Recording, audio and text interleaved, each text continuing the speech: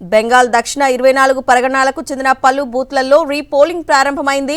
దక్ 24 పరగణాల జిల్లాలోని diamond harbour, మగ్రాహట్ పశ్చిమ నియోజకవర్గంలోని 15 పోలింగ్ కేంద్రాల్లో ఈసీ రీపోలింగ్ నిర్వహిస్తోంది.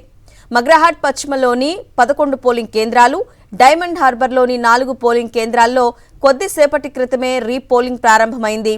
దక్షిణ 24 పరగణాలకు చెందిన పలు బూత్లలో కమలం గుర్తు కనిపించకుండా ఈవీఎంలకు టేప్ అతికించారంటూ బీజేపీ ఫిర్యాదు చేసింది.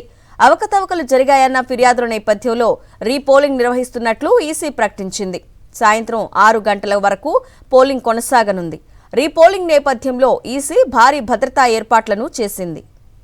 బెంగాల్ దక్షిణ 24 పరగణాలకు చెందిన పలు బూత్లలో రీపోలింగ్ ప్రారంభమైంది. దక్ 24 పరగణాల జిల్లాలోని డైమండ్ హార్బర్, మగ్రాహట్ పశ్చిమ నియోజకవర్గంలోని 15 పోలింగ్ కేంద్రాల్లో ఈసీ రీపోలింగ్ నిర్వహిస్తోంది.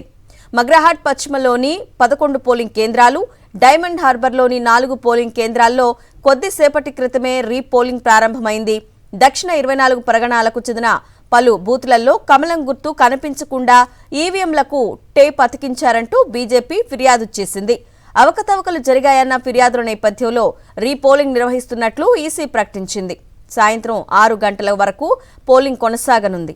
రీపోలింగ్ నేపథ్యంలో ఈసీ భారీ భద్రతా ఏర్పాట్లను చేసింది.